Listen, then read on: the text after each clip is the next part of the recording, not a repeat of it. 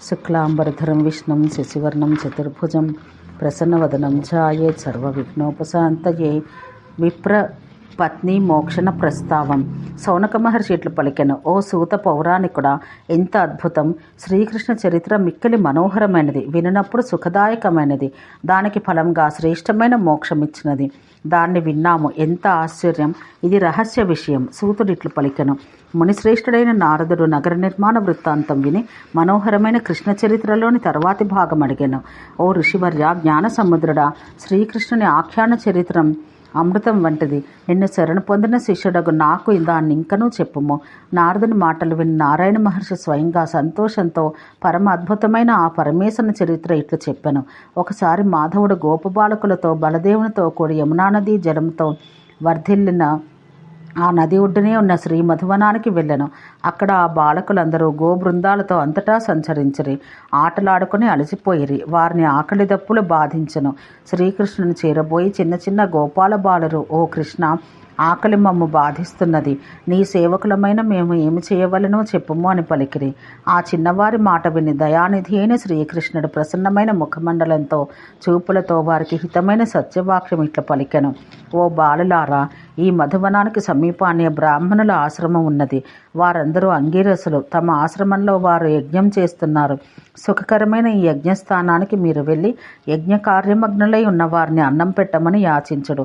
వారు శృతులు స్మృతుల్లో ఆరితేరిన పండితులు, విష్ణు భక్తులు. ఏ కోరికలు లేకుండా కేవలం మోక్షాపేక్షతో వారు నన్నుద్దేశించే యజ్ఞం చేస్తున్నారు.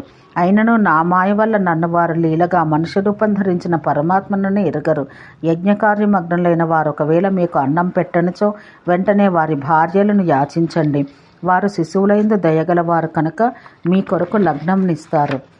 శ్రీకృష్ణుని వాక్కులు విని బాలురలో కొంచెం పెద్దవారు పోయి బ్రాహ్మణుల ముందు శిరస్సులు వంచి నిలబడి, ఓ బ్రాహ్మణోత్తములారా, ఆకలిగొన్న మాకు త్వరగా అన్నం పెట్టుడు అనగా ఆ మాటలు కొందరు బ్రాహ్మణులు చెవిని పెట్టలేదు. కొందరు విని కూడా కదలక ఉన్న చోటనే ఉన్నారు.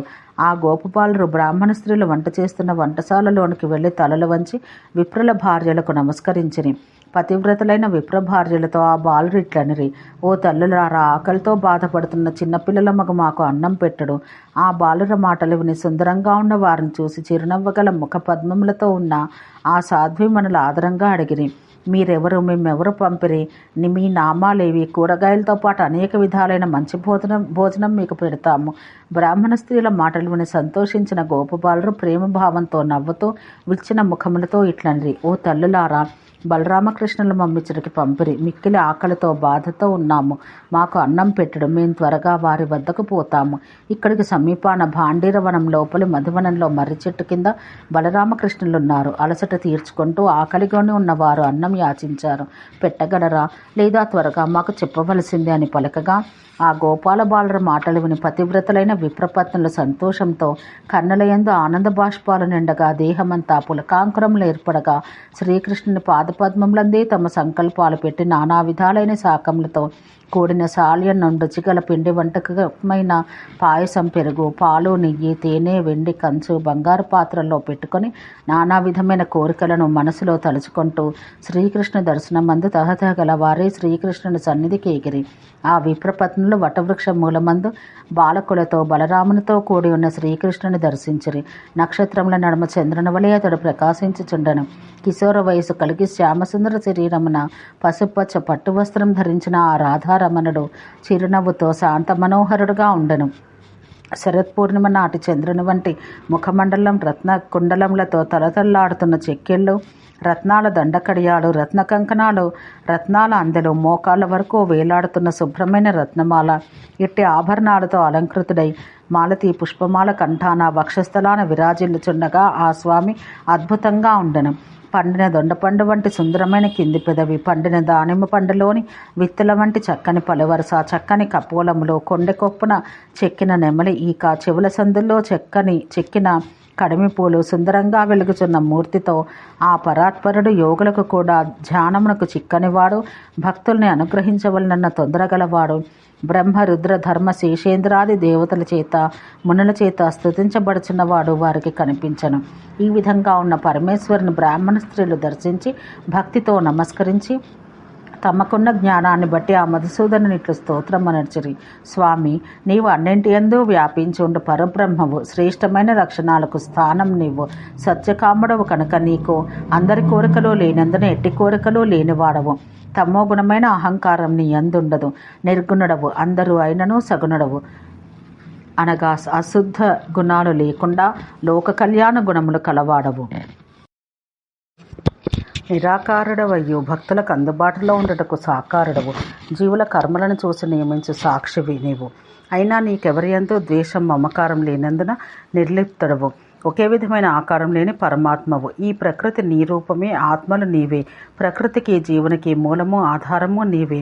సృష్టి రక్షణ లయము అనే విషయంలో ఏ ముగ్గురు దేవతలు చెప్పబడిరో ఆ బ్రహ్మ విష్ణు మహేశ్వరులు సృష్టికి బీజభూతులు, నీ అంశభూతులు కదా.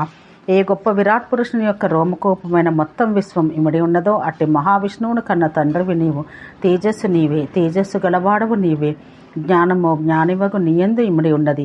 వేదమునందు నీవు ఇంతవాడవు ఇట్టివాడవని నిర్వచనము చేయ వేలులేనట్టి వాడవు. నిన్ను స్తుతించుటకు ఎవడు ఈశ్వరుడు? సృష్టి మూలమైన మహత్వం మొదలైనవి పంచతన్మాత్రలు, స్థూలమైన పంచభూతములకు మూలమైన భూత సూక్ష్మములు అన్న సర్వశక్తులు నీవే. సర్వశక్తుల రూపము నీవే, సర్వము నీవే.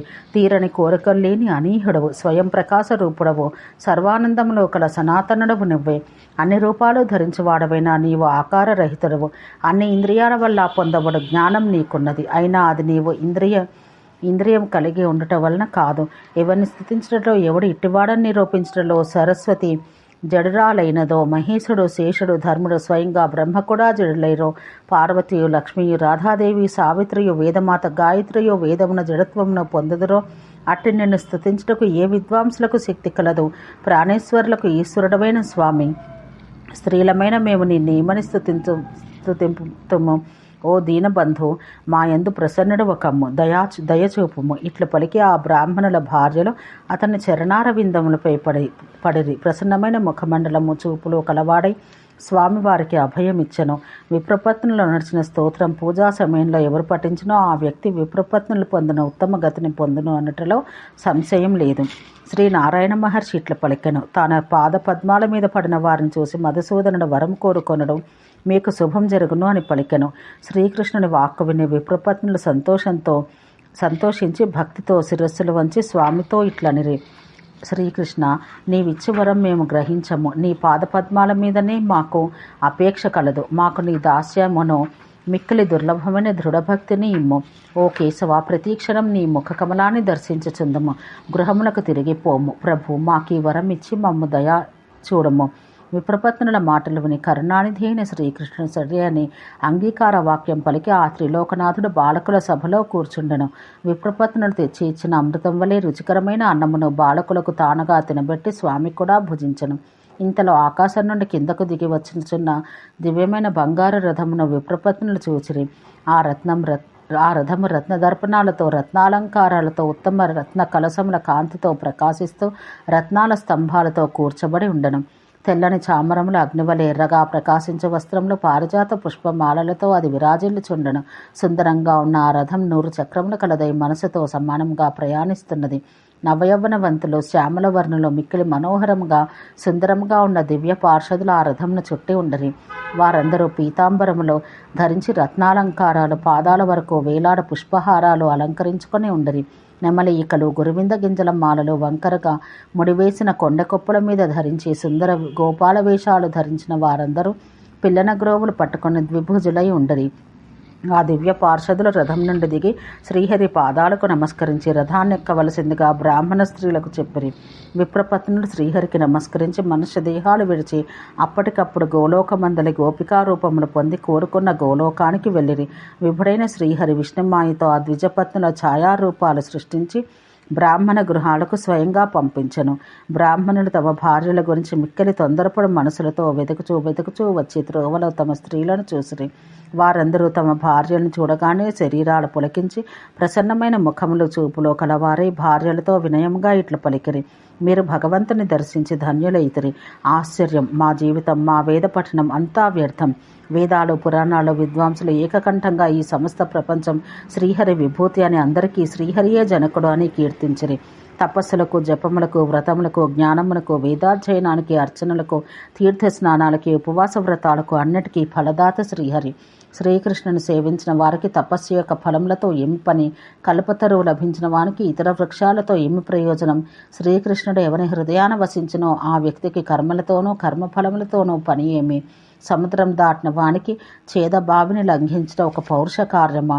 ఇట్లు బ్రాహ్మణులు భార్యలతో పలికి వారిని గృహములకు కొనిపోయిరి. ఆనందంగా వారితో సంసార నిర్వహణం చేసిరి. విష్ణు మాయాశక్తి వల్ల ఆ బ్రాహ్మణులకు తమ భార్యల క్రీడా విలాసములందు వారు చేయి పనుల యందు ఊహకందని అధికమైన ప్రేమ, దాక్షిణ్య భావం ఏర్పడింది. సనాతనుడు పూర్ణ బ్రహ్మైన నారాయణ ఆ తర్వాత బలదేవునితోనూ బాలురితో కూడా త్వరగా తమ నివాసమునకు పోయెను. ఇట్లు ఉత్తమమైన శ్రీహరి మహత్యం మొత్తం ధర్మఋషి ముఖం నుండి పూర్వం నేను విన్నది విన్నట్టు చెప్పితిని. ఇంకేం వినగోరుచున్నావు ఋషివర?